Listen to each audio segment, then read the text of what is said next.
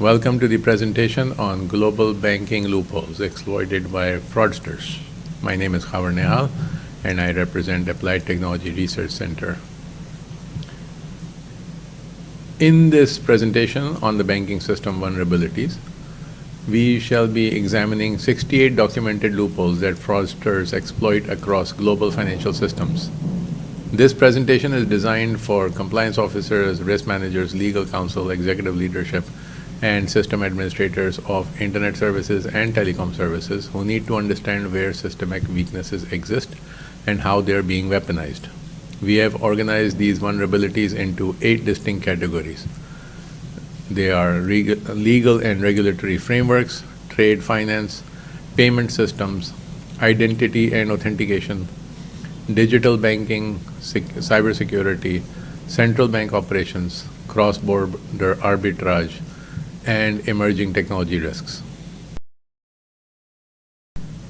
Our goal is not to enable fraud, but to empower you with the knowledge needed to close these gaps within your own institutions.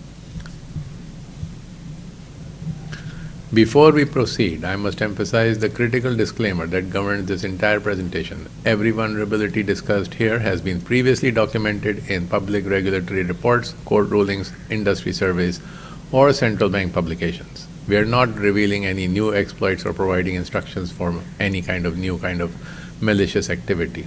Rather, we are synthesizing existing knowledge to help compliance professionals, system administrators, risk managers, and legal teams identify where their institutions may be exposed and what to do about them.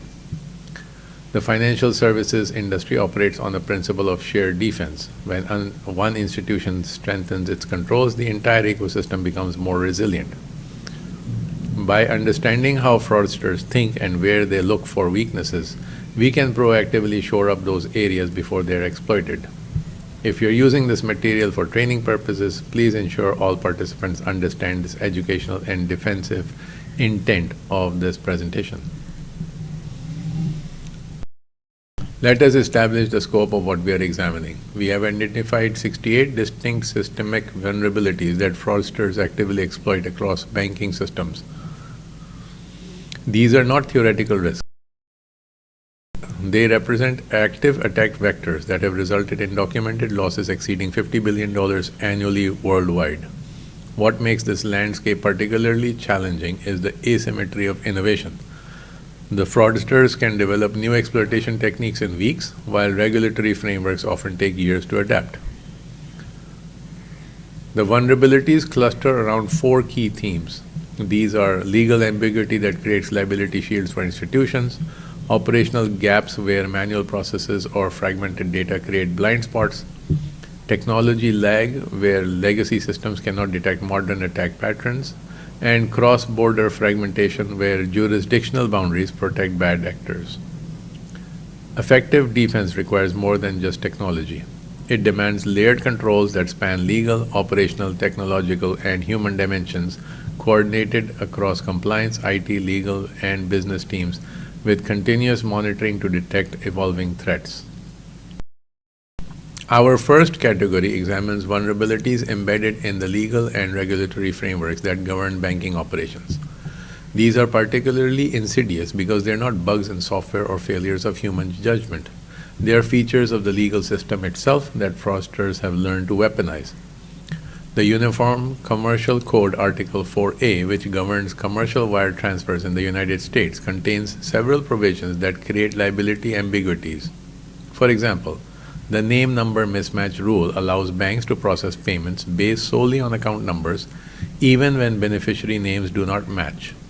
A provision originally designed for operational efficiency is now exploited in business email compromise scams. Similarly, the actual knowledge standard for bank liability means that mere system alerts or red flags are insufficient to establish responsibility, allowing fraudsters to craft transactions that avoid triggering explicit awareness. Cross-border regulatory inconsistencies create additional opportunities. A fraudster operating from a jurisdiction with weak anti-money laundering enforcement can target victims in stricter regimes with limited accountability.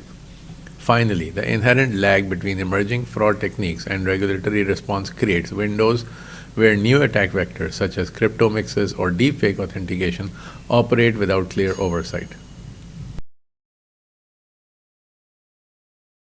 Let us examine the first specific vulnerability in detail. UCC section 4A-207 explicitly states that banks need not determine whether the name and number refer to the same person when processing wire transfers.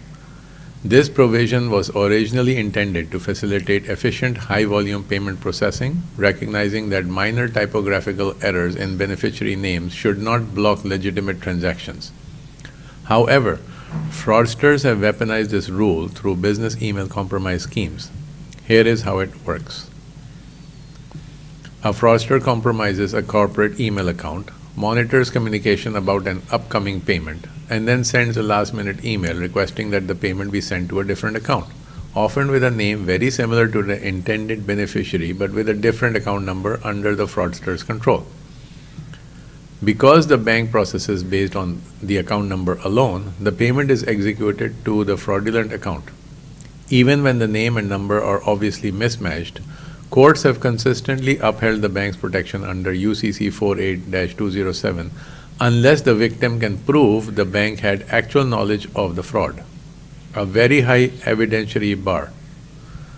The practical mitigation is for corporate customers to negotiate contractual amendments with their banks that require name number verification and to implement internal controls such as dual authorization and out-of-band verification for payment instruction changes.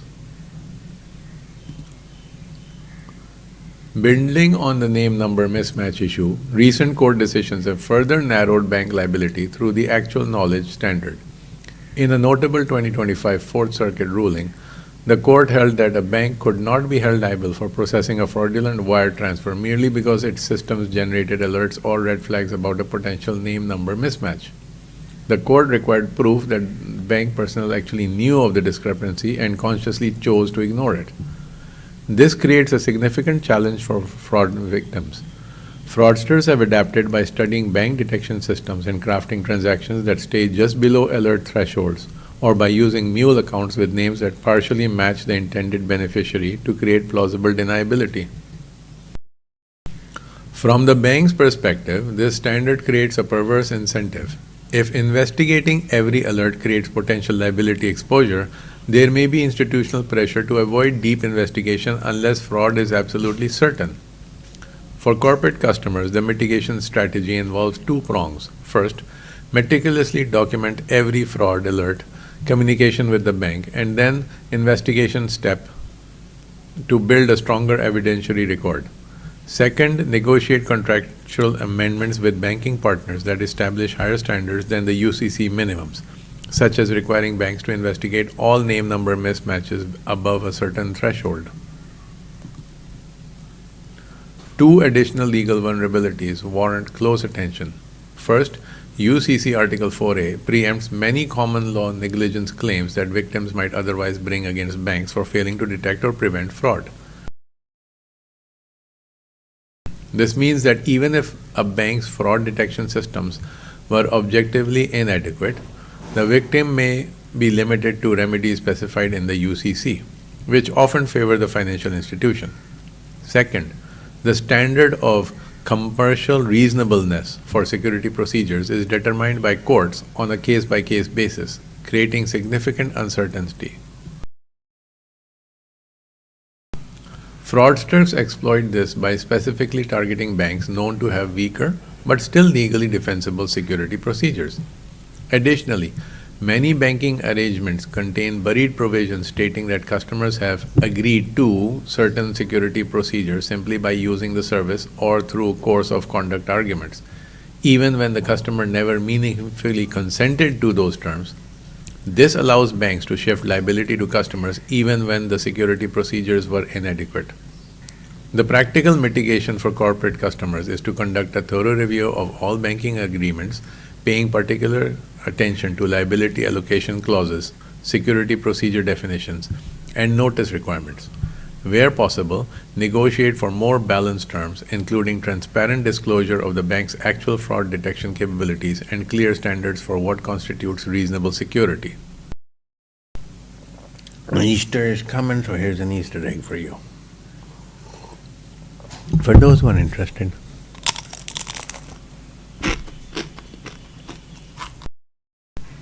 The final vulnerabilities in this category relate to the fragmented nature of global financial regulation. Cross-border regulatory arbitrage occurs when fraudsters deliberately route transactions through jurisdictions with weaker anti-money laundering or fraud prevention requirements.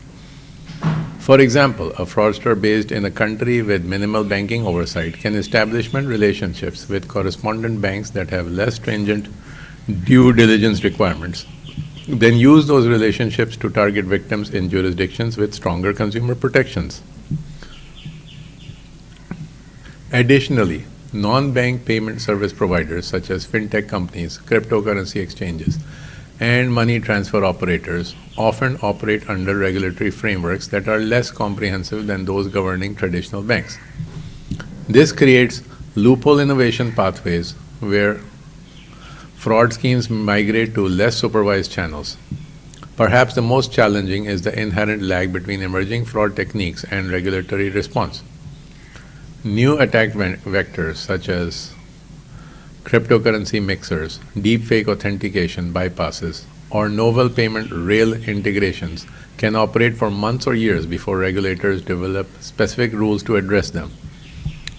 The mitigation strategy requires proactive intelligence gathering, conduct enhanced due diligence on all cross-border banking partners, monitor regulatory developments in key jurisdictions, and maintain flexibility to adapt controls as new threats emerge. Our second category focuses on trade finance, a critical enabler of global commerce that unfortunately contains numerous vulnerabilities that fraudsters actively exploit. Trade finance instruments like letters of credit were designed to reduce risk in international transactions by having banks guarantee payment upon presentation of compliant documents. However, this very design creates opportunities for abuse. The fundamental principle that banks examine documents, not goods. If the paperwork appears compliant on its face, the bank must pay, regardless of whether the underlying transaction is legitimate. This document-only approach, combined with the legal autonomy principle that separates the letter of credit from the underlying sales contract, creates a narrow window where the fraud can occur before banks can investigate. Additionally, trade finance transactions often span multiple jurisdictions, creating enforcement gaps that fraudsters exploit to dissipate funds before injunctions or asset freezes can take effect. The vulnerabilities in this category range from straightforward document forgery to sophisticated schemes involving collusive inspectors, duplicate warehouse receipts, and insider collusion within banks. Understanding these patterns is essential for any organization engaged in international trade. The document-only payment principle is the cornerstone vulnerability in trade finance. Under standard letter of credit terms, a bank's obligation to pay is triggered solely by the presentation of documents that appear compliant on their face. There is no requirement to verify that the goods described in those documents actually exist, or match the specifications, or have been shipped. Fraudsters exploit this by creating entirely fictitious transactions. They generate forged bills of lading showing cargo that was never loaded, fake commercial invoices for goods that do not exist, and counterfeit inspection certificates from complicit or impersonated agencies.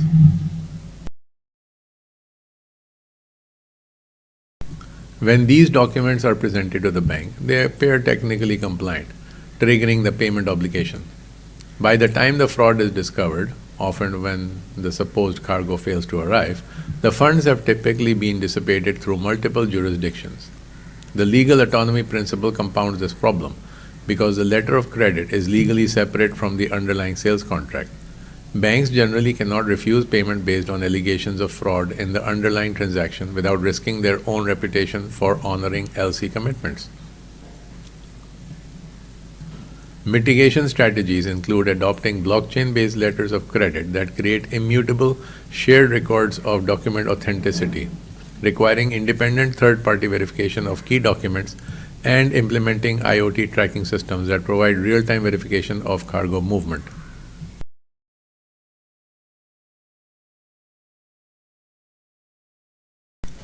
It is important to note that an existing technology called digital signatures can be also used to confirm the validity of documents in this case. Two related legal concepts create additional vulnerabilities in trade finance. First, the autonomy principle establishes that a letter of credit is a legally independent contract from the underlying sales agreement between the buyer and the seller. This separation is intentional. It ensures that banks can process LCs efficiently without becoming entangled in commercial disputes.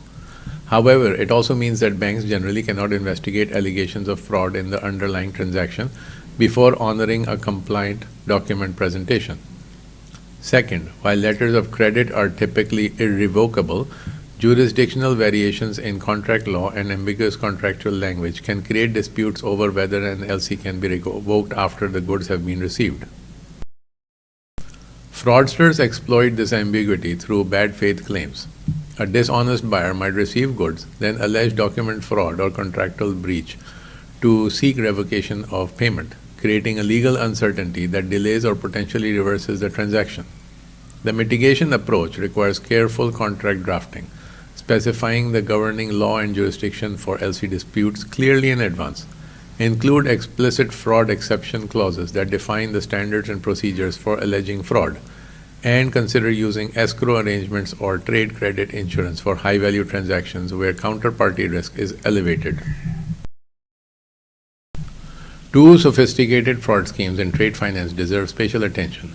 First, duplicate warehouse receipt fraud occurs when a trader pledges the same physical collateral, such as metals, oil, or agriculture commodities, to multiple banks simultaneously, using duplicated or forged warehouse receipts as proof of ownership. The notorious Qingdao metal scandal in China, which involved over $3 billion in fraudulent financing, demonstrated how this scheme can scale. Traders use the same metal stock stored in bonded warehouses to secure loans from multiple banks with forged receipts and complicit warehouse operators enabling the deception.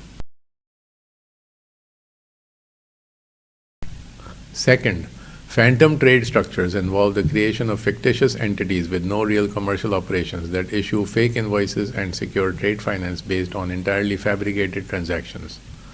Funds move through circular transactions among related shell companies to create the appearance of legitimate commerce, while the underlying economic activity is non-existent. Both schemes exploit fragmentation in verification systems. Warehouse operators, banks, customs authorities, and shipping companies often maintain separate records that are not cross-referenced in real time. Mitigation requires systemic solutions. Centralized collateral registries that track pledged assets across institutions, enhanced beneficial ownership verification to identify related party structures, and advanced analytics to detect circular transaction patterns that deviate from normal trade flows. The final vulnerability in trade finance involves manipulation of key documents and insider compromise. Bills of lading serve as both receipts for cargo and documents of title, making them highly valuable instruments for fraud. A single bill of lading can be fraudulently presented to multiple lenders as collateral, a practice known as double pledging, or altered to obscure the true origin, destination, or value of cargo. Because verification of the bill of lading authenticity often requires manual coordination among shipping lines, ports, customs authorities, and banks, fraudsters Because verification of bill of lading authenticity often requires manual coordination among shipping lines, ports, customs authorities, and banks, fraudsters exploit the time lag and communication gaps to execute their schemes before discrepancies are discovered.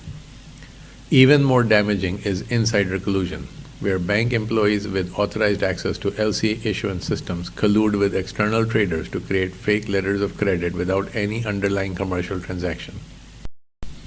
The Punjab National Bank Nirav Modi scandal in India, which involved over $2 billion in fraudulent LCs, demonstrated how insiders can bypass multiple layers of internal control by exploiting their system access and knowledge of approval workflows. Mitigation strategies, including adopting digital bills of lading with cryptographic verification that create immutable shared records, implementing strict segregation of duties so that no single employee can initiate, approve, and execute LC transactions, and deploying behavioral analytics to detect anomalous access patterns or approval behaviors by employees with privileged system access. Our third category examines vulnerabilities in payment systems and wire transfer mechanisms, the operational backbone of global finance. While modern payment infrastructure has become increasingly sophisticated, legacy instruments like checks and cashier's checks retain procedural ambiguities that fraudsters continue to exploit. More significantly, the architecture of cross-border payments creates inherent blind spots. Correspondent banking relationships mean that transactions flow through multiple intermediaries, each of which may have limited visibility into the originator or beneficiary due diligence performed by other parties in the chain. Additionally, the drive for operational efficiency has led many institutions to implement high-volume automated processing systems that approve transactions based on technical criteria without contextual human review, a design that enables fraud at scale when attackers understand the system's decision rules. The vulnerabilities in this category span traditional instrument fraud such as check alteration and stop payment abuse to modern digital threats like SWIFT credential compromise and authorized push payment manipulation. Understanding these patterns is essential for any organization that initiates or receives significant payment volumes. Let us examine specific vulnerabilities related to traditional payment instruments. First, in some jurisdictions, issuers retain the ability to cancel payment instruments like pay orders or cashier's checks after issuance by claiming fraud or error. Bad actors exploit this by receiving goods or services based on the instrument, then initiating cancellation to reverse payment. Second, while certified checks are designed to be guaranteed instruments, procedural gaps in some banking systems allow fraudulent stop payment requests to be processed before final settlement occurs. Third, physical check fraud remains prevalent through chemical alteration techniques. Criminals use solvents to wash checks, removing the original ink to alter payee names or amounts before representing the instrument. Finally, even automated fraud prevention systems like Positive Pay, which matches presented checks against a company's issued check file, can be bypassed when fraudsters study a company's check issuing patterns and submit counterfeit checks that match expected formats. The most effective mitigation is to migrate to electronic payment methods where possible, which eliminate many physical instrument vulnerabilities. Where check usage is unavoidable, implement dual authorization for check issuance, require out-of-band verification for any payment instruction changes, and regularly reconcile issued versus cleared instruments to detect anomalies quickly. Correspondent banking relationships create a fundamental tension between operational efficiency and risk visibility. When a cross-border payment flows from bank A in country X to bank B in country Y, it often passes through one or more correspondent banks that maintain accounts with each other to facilitate settlement. Each intermediary in this chain typically performs due diligence only on its direct customer, not on the ultimate originator or beneficiary of the transaction. This creates a visibility gap. A fraudster can structure a transaction so that each party in the chain sees only a seemingly legitimate counterparty, while the ultimate source or destination of funds is obscured. Fraudsters deliberately exploit this by routing transactions through jurisdictions with weaker anti-money laundering enforcement or through corresponding relationships where due diligence standards are known to be less rigorous. The 2016 Bangladesh Bank cyber heist, where attackers used compromised SWIFT credentials to initiate fraudulent transfers through the Federal Reserve Bank of New York, demonstrated how correspondent banking relationships can be weaponized when combined with the credential compromise. Mitigation requires a multi-layered approach. Conduct enhanced due diligence on all correspondent banking relationships, including periodic reassessment of their anti-money laundering controls. Participate in shared Know Your Customer utilities that allow secure information sharing about high-risk customers. and implement transaction monitoring that considers the full payment chain, not just direct counterparties. The SWIFT network serves as the backbone for high-value cross-border payments, but its security model contains a critical assumption that messages originating from an authenticated terminal are inherently authorized. Attackers have repeatedly exploited this trust model by compromising bank SWIFT terminals through malware, phishing, or insider access. Once inside the terminal environment, they can submit fraudulent payment orders that appear to come from legitimate bank personnel. The 2000 Bangladesh bank heist remains the most notorious example. Attackers gained access to the bank's SWIFT credentials, submitted fraudulent transfer requests totaling nearly $1 billion, and successfully diverting $81 million before the scheme was detected. Crucially, the fraudulent messages appeared authentic because they originated from the bank's own authenticated SWIFT terminal.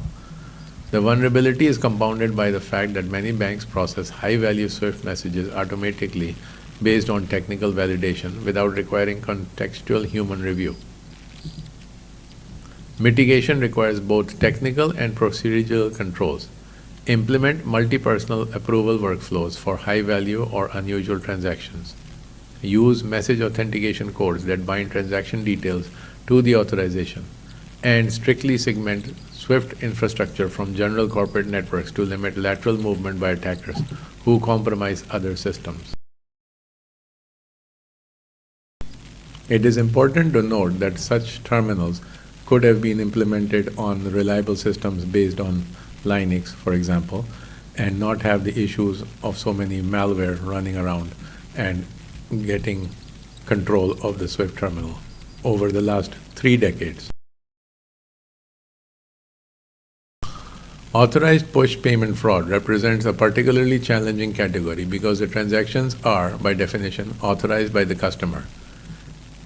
In an authorized push payment scam, fraudsters used social engineering techniques such as impersonating bank staff, law enforcement, or trusted business partners to manipulate victims into voluntarily initiating payments to accounts under the fraudster's control.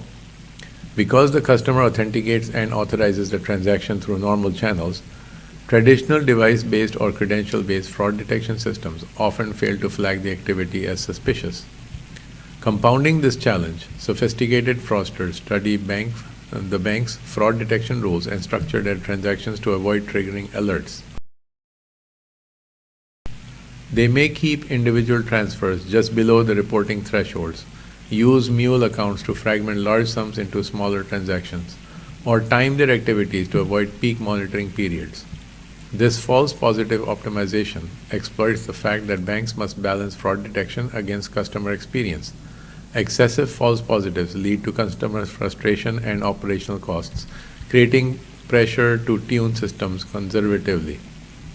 Effective mitigation requires moving beyond rule-based detection to behavioral analytics that establish baseline patterns for each customer and flag deviations in real time. Implementing real-time payment confirmation prompts that provide contextual warnings about potential scams, and investing in ongoing customer education about social engineering tactics. Our fourth category addresses vulnerability in identity verification and authentication systems, the front door to financial services. As banking has migrated to digital channels, the challenge of verifying that a person is who they claimed to be has become both more critical and more complex. Fraudsters have developed sophisticated techniques to exploit gaps in identity data, weaknesses in onboarding processes, and limitations in authentication mechanisms. Synthetic identity fraud, for example, combines real personal information such as the child's social security number with fabricated details to create entirely new identities that can slowly build credit profiles before being used for large-scale fraud.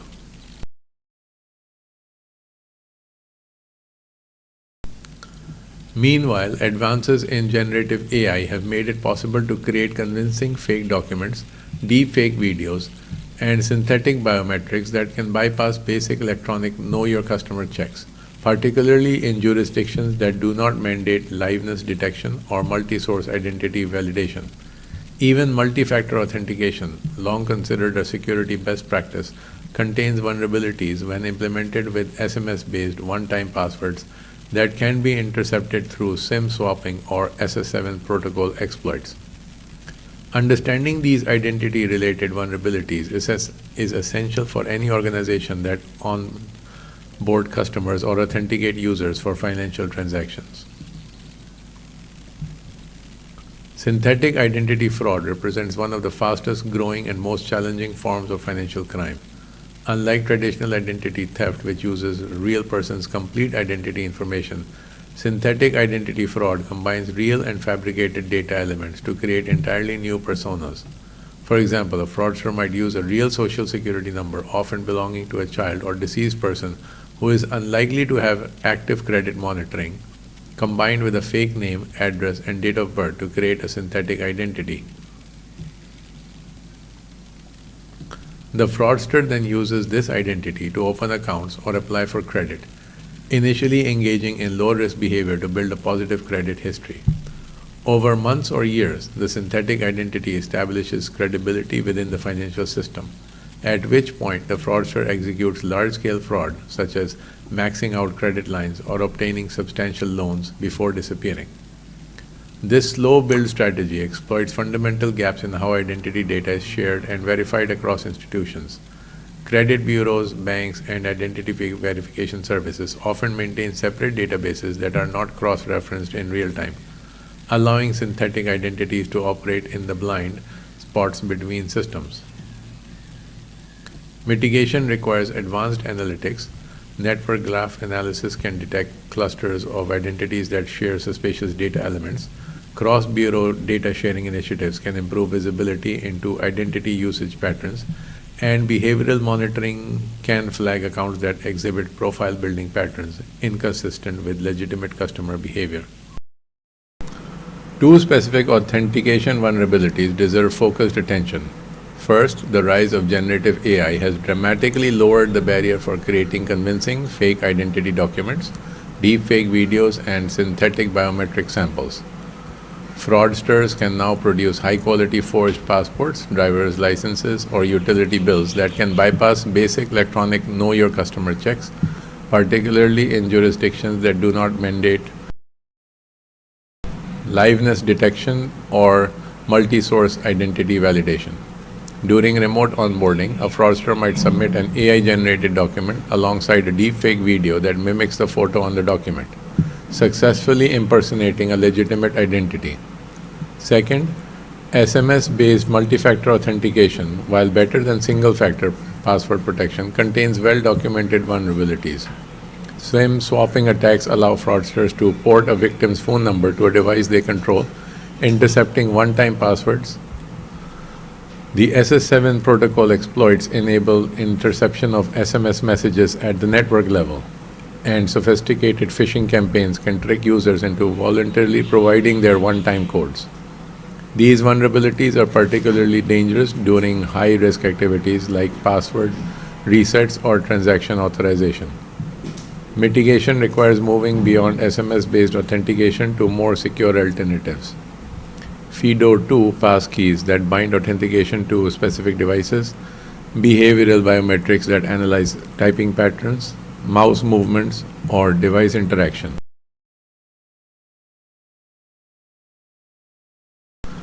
Multi-source identity validation that cross-references data from multiple independent providers, and mandatory liveness detection for any biometric verification to prevent spoofing with static images or pre-recorded videos. Two additional identity-related vulnerabilities involve the reuse and reactivation of previously verified identities. First, shared Know Your Customer utilities, platforms that allow multiple financial institutions to leverage a single identity verification, create efficiency, but also concentrate risk. When a Know Your Customer utility boasts high customer pass rates, it becomes an attractive target for fraudsters who seek to defeat the verification once and then use that validated identity across multiple institutions simultaneously.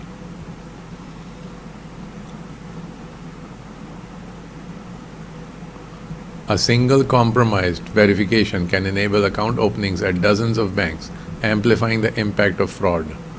Second, dormant account reactivation abuse exploits the fact that accounts which have passed initial Know Your Customer but have been inactive for extended periods may have reduced monitoring.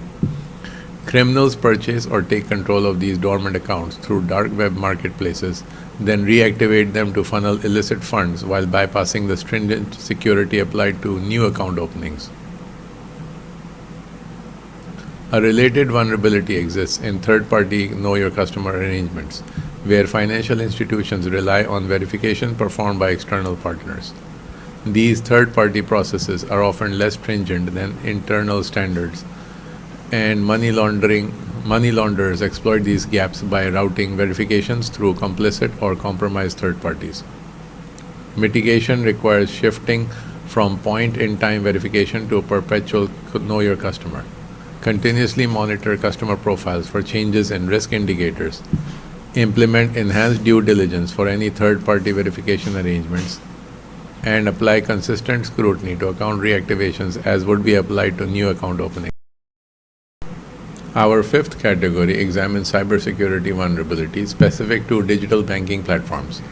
As financial services have migrated to online and mobile channels, the attack surface has expanded dramatically. Fraudsters now employ sophisticated technical capabilities to compromise user credentials, bypass authentication mechanisms, infiltrate banking systems, and manipulate transaction processing. These vulnerabilities span the entire technology stack, from user-facing authentication flows that can be phished or spoofed to back-end processing systems that may auto-approve transactions without contextual review, to infrastructure components like Swift terminals or payment gateways that can be directly compromised. What makes this category particularly challenging is the pace of technological change. New attack techniques emerge constantly, while legacy banking systems often lack the architectural flexibility to rapidly deploy countermeasures. Additionally, the convergence of operational technology and information technology in modern banking creates new interdependencies where a compromise in one system can cascade to others. Understanding these cybersecurity vulnerabilities is essential for any organization that operates or relies on digital financial services. Two foundational vulnerabilities enable many digital banking attacks. First, credential harvesting through phishing remains highly effective, particularly when combined with weak multi-factor authentication implementations. SMS-based one-time passwords can be intercepted through SIM swapping or SS7 exploits. Static challenge questions such as mother's maiden name or first pet are often guessable through social media research or data breaches. Even when users employ strong passwords, these secondary factors can become the weak link that fraudsters exploit to gain account access. Second, device authentication mechanisms that rely on fingerprinting, browser, or device characteristics can be bypassed using virtual machines, proxy networks, or device emulation tools. Sophisticated fraudsters can mimic the device profile of a legitimate user, allowing them to bypass risk-based authentication systems that would otherwise flag logins from unfamiliar devices. Once inside an authenticated session, attackers may hijack the session directly or replay valid transaction tokens to execute fraudulent transfers. Mitigation requires moving beyond knowledge-based and device-based authentication to more robust approaches. FIDO2 passkeys that bind authentication to specific hardware, behavioral biometrics that analyze how users interact with applications, device binding that cryptographically links sessions to specific trusted devices, and real-time session monitoring that detects anomalous behavior even within authenticated sessions. Two high-impact attack vectors target the core infrastructure of payment systems.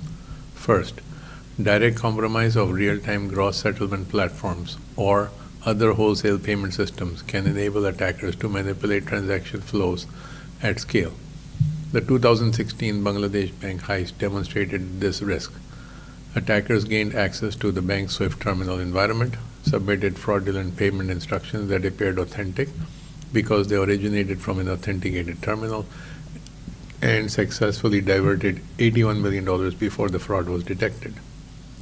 The vulnerability stems from the trust model. Systems assume that messages from authenticated terminals are authorized without independent verification of the underlying business justification. Second, denial of service attacks target the availability of payment systems rather than their integrity.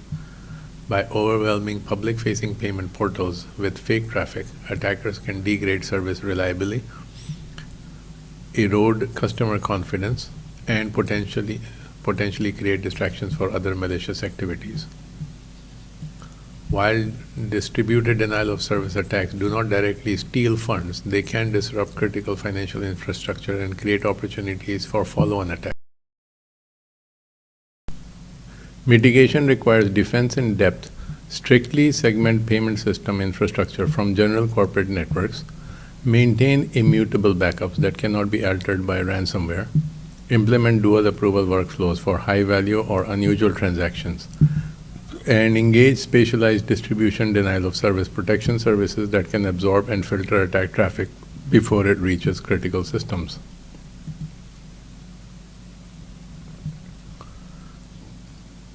Two often overlooked vulnerabilities include trusted relationships, internal personnel, and external vendors. First, insider privilege abuse occurs when employees or contractors with authorized access to banking systems misuse their credentials to facilitate unauthorized transfers, alter sensitive configuration settings, or exfiltrate sensitive data. Weak internal access policies, such as excessive privileges, inadequate segregation of duties, or insufficient monitoring of privileged user activity, enable attackers who compromise a single account to move laterally through the systems and escalate their access. Second, vendor and third-party software supply chain risks have emerged as a critical threat vector. Financial institutions depend on external vendors for software development, maintenance, and support. If a vendor's development environment is compromised, malicious code can be injected into software updates that are then distributed to banking customers. A SolarWinds-style attack that bypasses perimeter defenses by leveraging trusted update mechanisms. Once inside the banking environment, this malicious code can establish persistence, exfiltrate data, or manipulate transaction processing. Mitigation requires rigorous access governance, implement least privilege principles so that users have only the access necessary for their role, conduct thorough vendor risk assessments, including security development life cycle reviews, deploy behavioral monitoring to detect anomalous activity by privileged users, and maintain a software bill of materials to track all components in your technology stack and rapidly respond to vulnerabilities in third-party dependencies. The emergence of generative artificial intelligence has created a new class of fraud capabilities that threaten to outpace traditional detection systems. Fraudsters can now use AI tools to mass-produce convincing fake documents that pass visual inspection, clone executive voices for highly targeted phishing attacks, and automate social engineering campaigns at scales previously which were thought impossible. Perhaps the most concerning is the use of deepfake technology to bypass biometric authentication systems. AI-generated video or audio can mimic a legitimate user's facial features or voice patterns, potentially defeating remote onboarding or transaction authorization workflows that rely on biometric verification. These attacks are particularly effective against systems that lack robust liveness detection or rely on single modal biometrics. Additionally, AI-powered fraud operates at a scale advantage. While banks' rule-based detection systems are trained on historical patterns, AI-enabled fraudsters can rapidly adapt their techniques and generate novel attack variants that evade signature-based detection. Mitigation requires fighting AI with AI. Deploy machine learning-based fraud detection systems that can identify anomalous patterns in real time. Implement multimodal liveness detection that combines facial recognition with behavioral cues and challenge response protocols, and maintain human-in-the-loop review for high-risk decisions where automated systems have lower confidence. Our sixth category examines vulnerabilities in central bank operations and wholesale payment systems, the infrastructure that underpins the entire financial system. While central banks are typically subject to the highest standards of governance and security, their policy designs, regulatory frameworks, and operational architectures can contain unintended gaps that sophisticated actors may exploit. One critical vulnerability is loophole innovation. As regulators strengthen supervision rules, regulated institutions may respond by developing novel financial products or structures that technically comply with the letter of the rules while evading their spirit, diminishing the value of accumulated supervisory expertise. Another challenge is the pro-cyclical nature of supervision. During economic booms, increased regulatory capacity may paradoxically encourage more intensive risk-taking as institutions test boundaries of new rules. Additionally, tightening regulation on traditional banks can unintentionally push risk-taking into less regulated shadow banking entities, creating new vectors for systemic risk. Understanding these central bank level vulnerabilities is essential for anyone responsible for institutional risk management, as weaknesses at this level can cascade throughout the financial system. Two interrelated vulnerabilities in supervisory frameworks deserve close attention. First, loophole innovation describes a phenomena where regulated institutions actively search for and exploit vulnerabilities in supervision rules through novel financial products, structures, or accounting treatments that technically comply with the regulatory requirements while evading their intended risk mitigation purpose. This behavior is rational from an institutional perspective.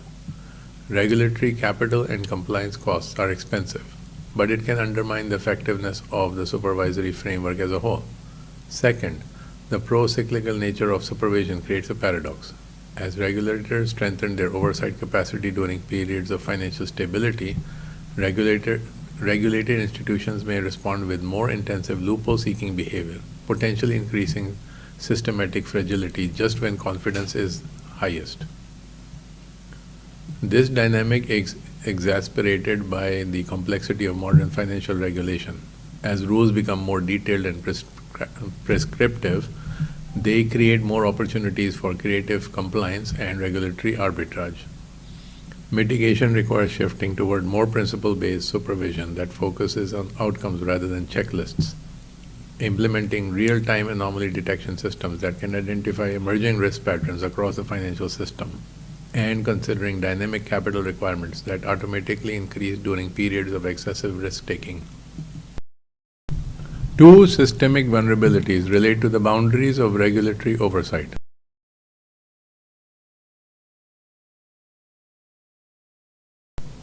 First, pre-2008 supervisory frameworks lacked adequate tools to manage systemic risk from large interconnected institutions. Supervisors often took a passive stance toward the development of complex, opaque bilateral obligations in interbank markets, allowing counterparty exposures to accumulate without sufficient visibility or mitigation. When crisis hit, these hidden interconnections enabled rapid contagion across the financial system. While post-crisis reforms have improved transparency, the fundamental challenge remains: how to monitor and mitigate risk that emerges from the interactions among institutions, rather than from any single entity. Second, shadow banking leakages occur when tightening regulation on traditional banks unintentionally pushes risk-taking into less regulated entities such as money market funds, hedge funds, or fintech lenders. Because these entities operate outside the traditional banking regulatory perimeter, they may not be subject to the same capital, liquidity, or disclosure requirements, creating new vectors for systemic risk. Fraudsters exploit both vulnerabilities by targeting the opacity of interconnected exposures and the gaps in regulatory coverage. Mitigation requires evolving from institution-based to platform-based systemic risk monitoring, coordinating macroprudential policies across jurisdictions to reduce arbitrage opportunities, and extending appropriate oversight to shadow banking activities that pose systemic risk. As central banks explore central bank digital currencies, new design choices create novel vulnerability considerations. A fundamental tension exists between programmability and privacy.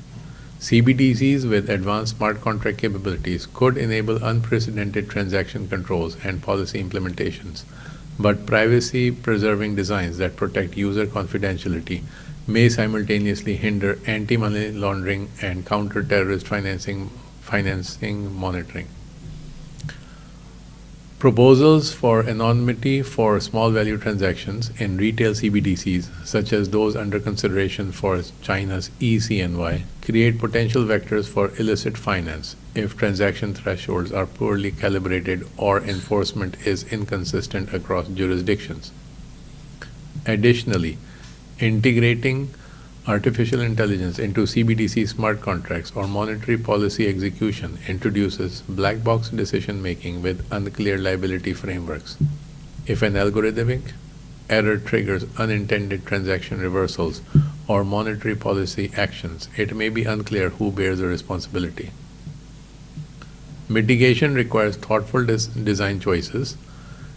Implement tiered identity models that provide anonymity for small value transactions while maintaining traceability for larger amounts.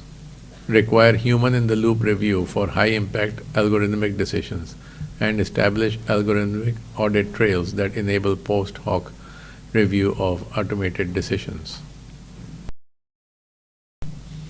Our seventh category addresses vulnerabilities that emerge specifically from the international dimension of banking. Financial crime is inherently global, but regulatory authority remains predominantly national, creating fundamental tensions that fraudsters actively exploit. Fragmented international oversight means that a fraudster operating from a jurisdiction with weak anti-money laundering enforcement can target victims in stricter regimes with limited accountability. As cross-border investigation and prosecution face significant legal and practical hurdles. Differences in national macroprudential policies create additional opportunities for arbitrage. Globally active banks can shift lending to jurisdictions with weaker regulations, creating international credit channels that magnify financial shocks across borders. Furthermore, as banks exit high-risk jurisdictions to limit compliance exposure, a practice known as de-risking, fraudsters exploit the resulting gaps in financial inclusion to route illicit flows through the remaining correspondent relationships. Understanding these cross-border vulnerabilities is essential for any organization engaged in international finance.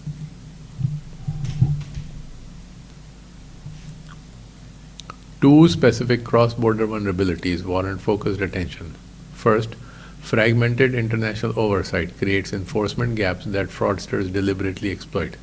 Because regulatory authority is primarily national while financial flows are global, a fraudster can structure operations to maximize exposure in jurisdictions with strong legal protections while minimizing accountability in jurisdictions with weak enforcement capacity. Cross-border investigation and prosecution face significant hurdles. Differing legal standards, resource constraints, political considerations, and data privacy restrictions can all impede effective cooperation. Second, international credit channel arbitrage occurs when differences in national macroprudential policies allow global active banks to shift lending to jurisdictions with weaker regulations. During periods of financial stress, this can create transmission channels that amplify shocks. Risk originated in a weakly regulated jurisdiction can rapidly spread to better regulated markets through interconnected balance sheets. Fraudsters exploit both vulnerabilities by deliberately routing transactions through jurisdictions with weaker anti-money laundering enforcement or by structuring entities to take advantage of regulatory differences. Mitigation requires international cooperation. BIS-led initiatives to promote macroprudential policy BIS-led initiatives to promote macroprudential policy reciprocity, shared sanctions screening utilities that improve visibility into cross-border risk, and modernization of mutual legal assistance treaties to streamline cross-border investigation and prosecution. Two emerging cross-border vulnerabilities deserve attention. First, Corresponding banking de-risking, the trend of banks exiting relationships with institutions in high-risk jurisdictions to limit compliance exposure, creates unintended consequences for financial integrity. As legitimate banks withdraw from certain markets, fraudsters exploit the resulting gaps in financial inclusion oversight to route illicit flows through the remaining correspondent relationships, which may be subject to less scrutiny due to reduced competition or capacity. Second, emerging multi-CBDC arrangements such as Project M-Bridge, which explore cross-border transactions using multiple central bank digital currencies, face unresolved questions about liability, allocation, dispute resolution,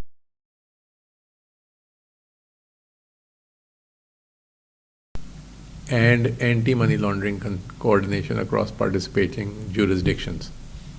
If one participating jurisdiction has weaker monitoring standards or enforcement capacity, it could become a weak link that compromises the integrity of the entire arrangement. Fraudsters may exploit these design ambiguities by routing transactions through the jurisdiction with the lowest oversight threshold. Mitigation requires proactive design. Implement risk-based approaches to correspondent banking that maintains oversight capacity while managing compliance costs. Establish clear liability allocation and dispute resolution mechanisms in multi-CBDC arrangements before launch, and work towards harmonized anti-money laundering standards across participating jurisdictions to prevent regulatory arbitrage. Our final category examines vulnerabilities associated with emerging technologies that are reshaping financial services. As artificial intelligence, quantum computing, Internet of Things, and programmable money platforms mature, they create new capabilities for both defenders and attackers. What makes this category particularly challenging is the pace of change. New attack techniques can emerge faster than defensive measures can be developed and deployed. Synthetic media technologies enable fraudsters to create highly convincing fake communications that bypass human verification. Adversarial machine learning techniques allow sophisticated actors to probe fraud detection models and craft transactions that evade detection while maintaining fraudulent intent. Looking further ahead, quantum computing threatens to break current cryptographic standards that protect payment authentication and secure communications. Understanding these emerging technology vulnerabilities is essential for forward-looking risk management. Two specific emerging technology vulnerabilities warrant focused attention. First, synthetic media technologies enable fraudsters to create highly convincing fake communications that can bypass human verification workflows. AI-generated voice clones can impersonate executives to authorize fraudulent payments via the phone. Deepfake videos can defeat remote onboarding processes that rely on visual identity verification. Forged executive communications can manipulate employees into bypassing normal controls. These attacks are particularly effective against organizations that rely on human judgment as a final control layer without technical verification safeguards. Second, adversarial machine learning attacks represent a sophisticated threat to AI-powered fraud detection systems.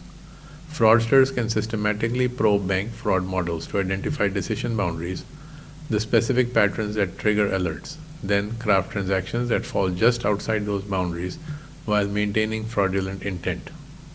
This model evasion technique exploits the opacity of many machine learning systems where even the developers may not fully understand why specific decisions are made. Mitigation requires multi-layered defenses. Implement multimodal verification that combines technical and human judgment. Use adversarial training techniques that expose fraud detection models to attack simulations during the development, and require explainable AI capabilities that enable human reviewers to understand and validate automated decisions. Two forward-looking vulnerabilities require strategic planning today. First, quantum computing poses a long-term but significant threat to current cryptographic standards. While practical, large-scale quantum computers may be years away. The threat is not theoretical. Once such systems exist, they could break widely used encryption algorithms that protect payment authentication, digital signatures, and secure communications. More concerning is the retrospective vulnerability. Transactions archived today with current encryption could be decrypted in the future if quantum capabilities advance, potentially exposing historical financial data. Organizations that handle long-lived sensitive data should begin planning for cryptographic migration now. Second, the integration of payments with Internet of Things devices and embedded finance platforms creates new attack surfaces. A compromised smart device, such as a connected vehicle, industrial sensor, or retail terminal, could initiate unauthorized transactions without traditional user authentication. Fraudsters exploit the fact that many IoT devices have limited security capabilities and may not support robust authentication mechanisms. Mitigation requires proactive planning. Develop and begin implementing quantum-resistant cryptography roadmaps for systems that handle long-lived sensitive data. Establish minimum security standards for IoT devices that initiate financial transactions, and implement transaction authorization safeguards that require explicit user confirmation for high-risk or unusual payment requests, regardless of the initiating device. Two final emerging technology vulnerabilities relate to programmable finance and shared intelligence systems. First, smart contract logic exploits threaten CBDCs or tokenized deposits with programmable features. If the code that governs spending restrictions, transfer conditions, or value management contains logical flaws, fraudsters may exploit these to bypass intended controls, duplicate value, or trigger unauthorized transfers.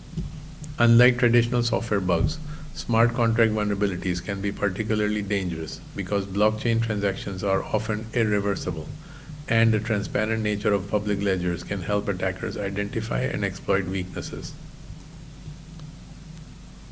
Second, data poisoning attacks target community-based fraud detection platforms where financial institutions share intelligence about known fraud patterns, mule accounts, or suspicious entities. If bad actors can inject false intelligence into these shared databases, such as adding legitimate accounts to blacklists or removing known mule accounts, they can corrupt the system-wide effectiveness of the platform. This poisoning the well attack exploits the trust that participants place in shared intelligence. Mitigation requires rigorous development practices. Use formal verification techniques to mathematically prove smart contract logic meets specifications. Implement strong data integrity controls and provenance tracking for shared fraud intelligence. And establish community validation protocols that require multiple independent confirmations before updating shared blacklists or risk indicators. Effective defense against the 68 vulnerabilities we have examined requires a layered, cross-functional approach that spans legal, operational, technological, and human dimensions. No single control can address all risks, but a coordinated strategy can significantly reduce exposure. In the legal and regulatory domain, advocate for UCC Article 4A modernization to require name, number verification and clarify liability standards. For trade finance, adopt blockchain-based letters of credit that create immutable document records. Deploy AI-powered document forensics to detect forgeries and implement IoT tracking for real-time collateral verification. In payment systems, leverage ISO 20022 and rich data fields to improve transaction transparency, ensure real-time gross settlement with clear finality rules, and participate in correspondent banking Know Your Customer registries to improve visibility. For identity and authentication, migrate to FIDO2 passkeys that bind authentication to hardware. Deploy behavioral biometrics that detect anomalous user patterns, and use network graph analysis to identify synthetic identity clusters. In cybersecurity, implement zero trust architecture that verifies every request, segment networks to limit lateral movement, and establish rigorous vendor risk management programs. For emerging CBDC designs, adopt tiered identity models that balance privacy and traceability, require human review for high-impact algorithmic decisions, and maintain audit trails for automated actions. In cross-border contexts, work through BIS and FSB channels to promote regulatory reciprocity, develop shared sanctions, screening utilities, and modernize mutual legal assistance treaties. Finally, for emerging technologies, incorporate adversarial training into fraud model development, require explainable AI capabilities for high-risk decisions, and begin planning migration to quantum-resistant cryptography. Every vulnerability discussed in this presentation is grounded in documented sources from regulatory bodies, industry research, legal analysis, and central bank publications. For those who wish to explore specific topics in greater depth, I encourage you to consult these primary sources. The KPMG Global Banking Scam Survey provides detailed insights into authorized push payment fraud patterns and the challenges to false positive management. The Financial Stability Board's work on cross-border payments identifies specific regulatory gaps and coordination opportunities. Resistant AI's research on trade finance documents, practical fraud typologies, and emerging document forgery techniques. For legal professionals, the Cornell Legal Information Institute offers accessible access to UCC text and judicial interpretations. Recent Fourth Circuit rulings clarify the evolving actual knowledge standard for bank liability in wire fraud cases. The OCCRP and ACAMS have published extensive analysis of correspondent banking risks based on the FinCEN files investigation. The BIS Consultative Group on Risk Management has developed frameworks for CBDC operational risk that addresses many of the design vulnerabilities we discussed. For cybersecurity professionals, the In-Depth Research Institute's work on payment system threats provides technical depth on attack vectors and mitigations. RegTech Analyst offers ongoing coverage of Know Your Customer and identity verification innovations. Finally, Bottomline Technologies' annual Fraud Trends report synthesizes industry-wide data on emerging threats. I am also available to conduct targeted research on specific vulnerabilities, jurisdictional variations, or mitigation technologies upon request. Understanding vulnerabilities is only the first step. Action is what creates resilience. I recommend beginning with these immediate actions. First, review all banking agreements to understand liability, allocation clauses, security procedure definitions, and notice requirements. Where possible, negotiate for more balanced terms that require banks to investigate suspicious activity. Second,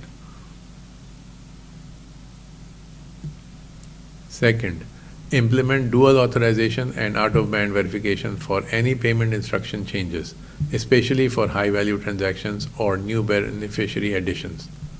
Third, shift from point-in-time Know Your Customer checks to perpetual KYC with continuous monitoring of customer profiles for risk indicator changes. Fourth, deploy behavioral analytics that establish baseline patterns for each customer and flag deviations in real time, moving beyond rule-based detection. Fifth, conduct enhanced due diligence on all cross-border banking partners and third-party verification arrangements with periodic reassessment of their controls. Sixth, establish incident response playbooks tailored to each vulnerability category that we have discussed, so your team can respond rapidly and effectively if an exploit occurs. Seventh, advocate for regulatory modernization through industry associations, pushing for updates to frameworks like UCC Article 4A that reflect modern fraud realities. Remember that fraud evolves continuously. Your defenses must evolve too. I recommend scheduling a comprehensive vulnerability assessment of your organization's exposure to these 68 risks, then prioritizing a mitigation roadmap based on your specific risk profile and resource constraints. Now we will be discussing how system administrators can collaborate with the banking systems. As ICT system administrators, you are trained to treat the RASI quad, reliability, availability, confidentiality, and integrity, as non-negotiable engineering principles. You patch systems promptly, enforce least privileged access, implement immutable backups, monitor for anomalies, and design for failover and recovery. You understand that a single misconfiguration can cascade into a major incident. You understand that a single misconfiguration can cascade into a major incident. Meanwhile, Internet standards like RFCs evolve through open, consensus-driven processes where technical merit drives adoption. When a vulnerability is discovered, the community can update standards in weeks, sometimes even days. Banking systems operate differently. Instead of fixing technical weaknesses like name-number mismatches or legacy authentication, banks invest in lobbying for legal frameworks that shield them from liability. The UCC Article 4A, Actual Knowledge Standard, and Name Number Mismatch Rule were policy choices, not technical necessities. By understanding these loopholes, you empower your users to recognize that banking vulnerabilities are not inevitable. Users can advocate for regulatory reform, mandatory name number verification, stronger bank liability standards, and transaction validation requirements. Your technical rigor combined with informed user advocacy can drive systemic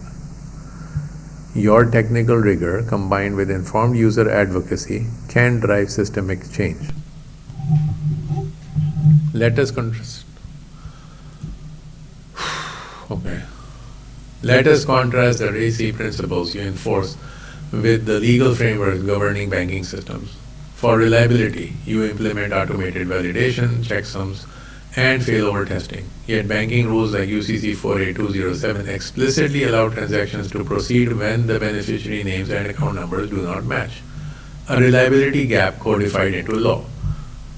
For availability, you design for N+1 redundancy and tested disaster recovery.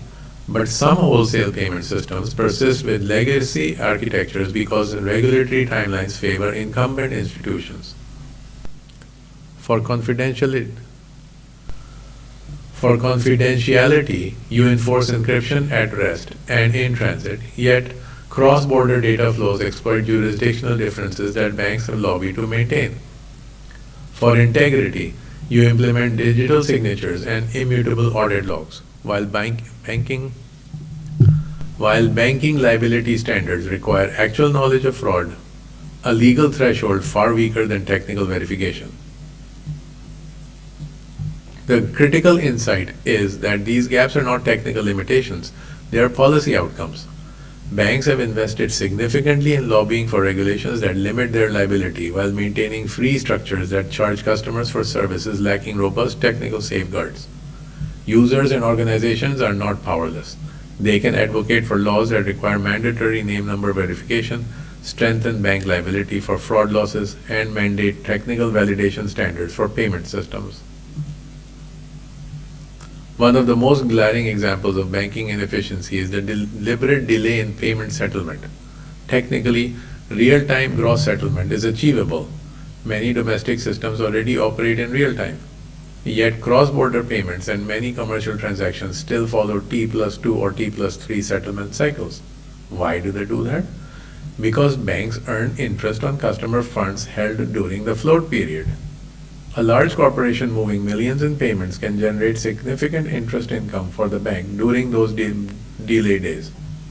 Similarly, letters of credit are sometimes delayed not because of genuine document concerns, but because minor formatting discrepancies, font sizes, margin widths, phrasing variations, provide pretext for extended review periods that generate additional fees and extend float income. These practices persist not because technology cannot solve them, but because the current legal and regulatory framework allows banks to profit from the delay.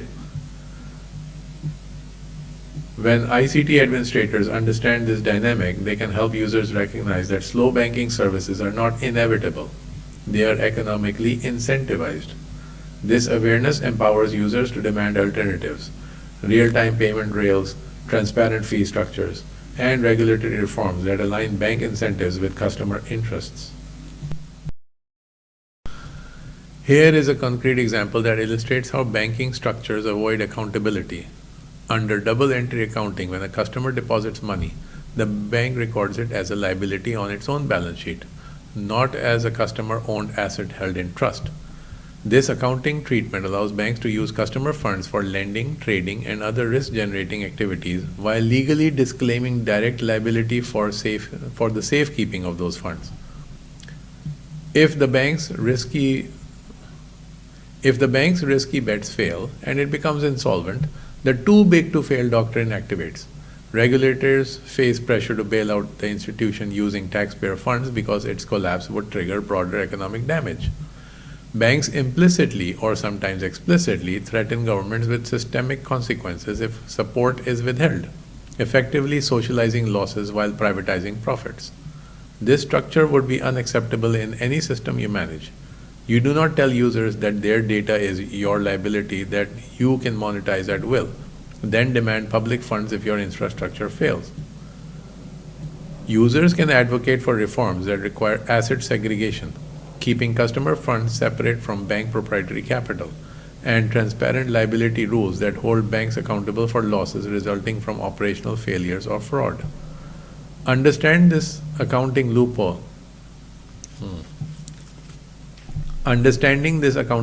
helps users recognize that banking risk is not inevitable, it is designed.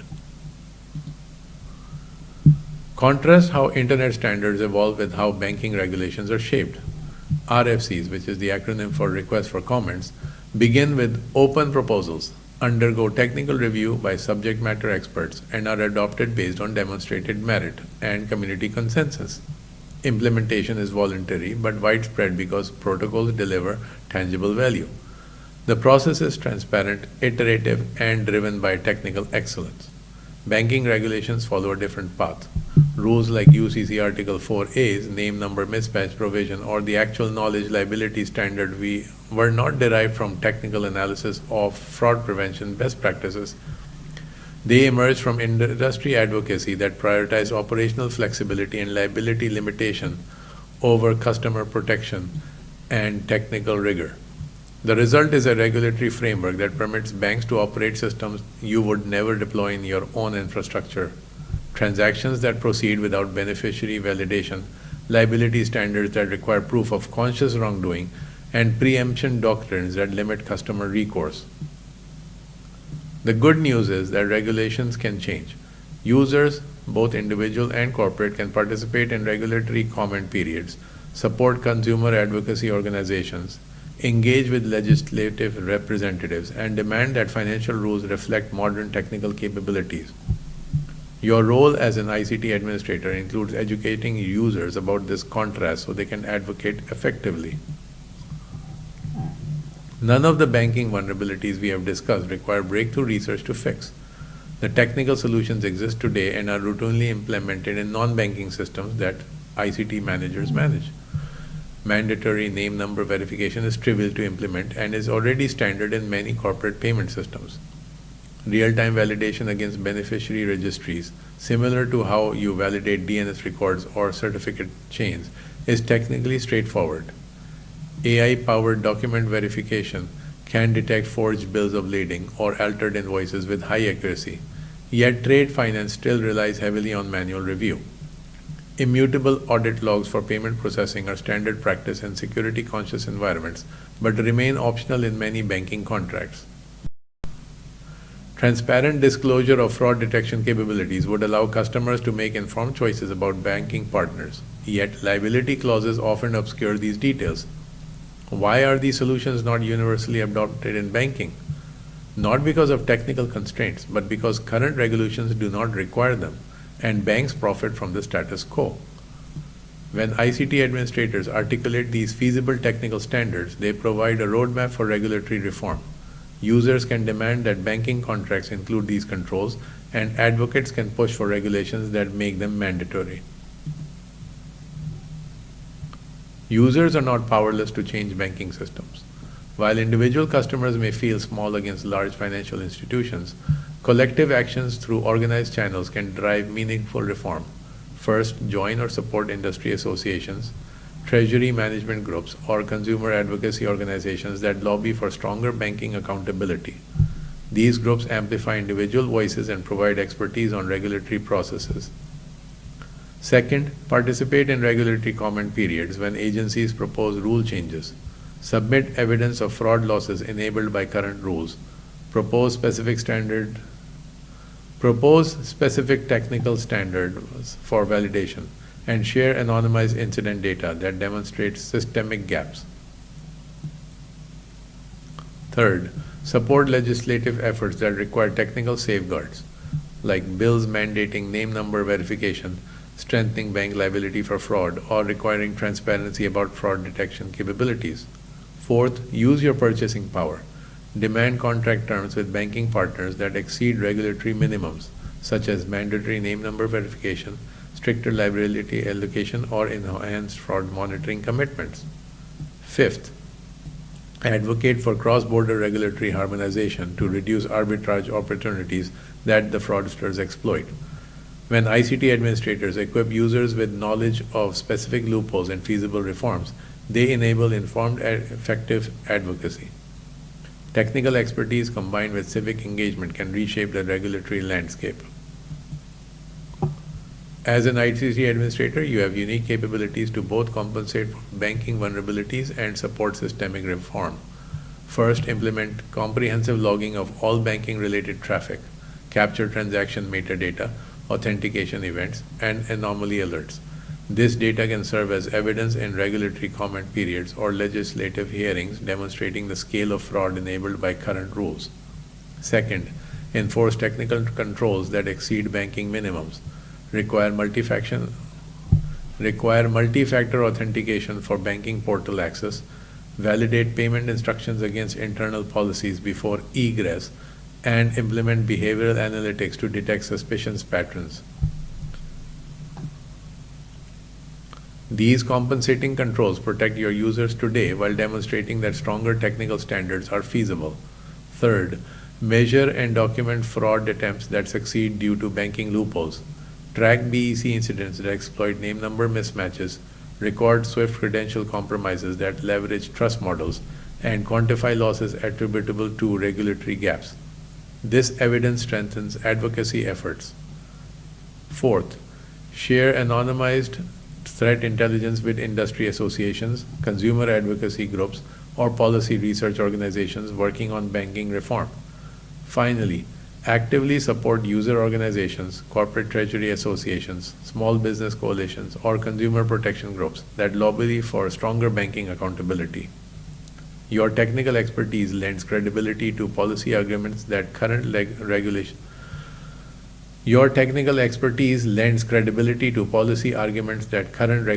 lag behind both threat realities and available defensive technologies. Transforming awareness of banking loopholes into systemic improvements requires a structured approach. First, educate your users on specific vulnerabilities. Explain how UCC 4A207 enables BEC scams, how actual knowledge standards limit bank liability, and how cross-border regulatory arbitrage facilitates fraud. Use concrete examples from your organization's experience to make concepts tangible. Second, document how lax regulations increase your organization's risk. Quantify fraud losses attributable to technical gaps. Estimate operational costs of compensating controls, and assess reputational impacts of banking-related incidents. This documentation supports both internal risk management and external advocacy. Third, connect users with advocacy channels. Identify relevant industry associations, consumer protection organizations, legislative committees, and regulatory comment periods where users' voices can influence banking policy. Provide templates or guidance for effective participation. Fourth, prioritize specific reform goals like mandatory name number verification for all electronic transfers, elimination of liability shields that require actual knowledge of fraud, requirements for banks to disclose fraud detection capabilities, and harmonization of cross-border anti-money laundering standards. Finally, establish metrics to track progress. Monitor legislative developments, measure changes in fraud incident rates following regulatory updates, and assess adoption of stronger technical standards by banking partners. This roadmap turns technical awareness into tangible policy impact. If you are ready to act today, start with these If you are ready to act today, start with these concrete steps. First, audit all systems that interface with banking applications like email gateways, API proxies, network edges, endpoint configurations against your organization's RACI standards. Identify where banking side weaknesses create exposure and document compensating controls you can implement. Second, deploy immediate compensating controls. Enforce multi-factor authentication on banking portal access. Segment financial workflows from general traffic. Enable enhanced logging for payment-related activity. And validate outgoing instructions against internal policies. These measures protect your users while demonstrating that stronger technical standards are practical.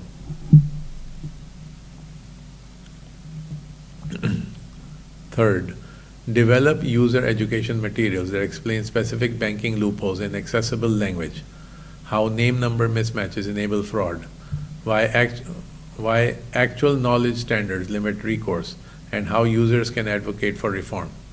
Include actionable steps for participation in policy processes. Fourth, systematically document fraud incidents that succeed due to regulatory gaps. Capture technical details, financial impacts, and the specific legal provisions that enabled the loss. This evidence base strengthens advocacy efforts. Fifth, identify policy forums where your technical perspective adds value, like regulatory comment periods, industry working groups, legislative briefings, or standards development organizations. Offer to contribute technical analysis on proposed banking reforms. By taking these actions, you leverage your RACI-focused expertise to protect your organization today while advancing systemic improvement for tomorrow. Thank you for taking time to see this presentation. I hope you found it beneficial. I would appreciate feedback on the presentation so we can improve it.